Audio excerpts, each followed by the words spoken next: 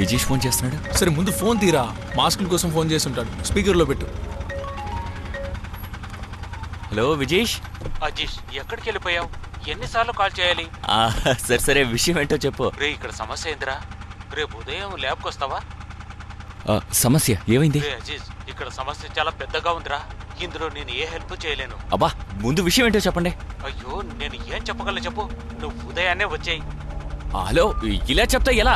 Hello hello.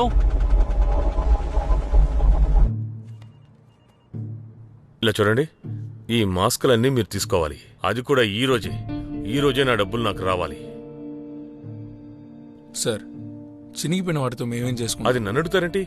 ఏంటయ్యా ఇది? అదేంటంటే ఈ 50,000 పీసులు సర్చీస్ ఇచ్చేలోగా నేను రిటైర్ అయిపోయేలా ఉన్నానే. ఏమయ్యా కాస్త చెప్పు. ఇదంతా వర్కౌట్ కాదు. అది ఏంటంటే ఇలా చూడండి సార్, డబ్బు తిరిగే చేయాలని చెప్పారు, కానీ ఫుల్గా ఇవ్వడం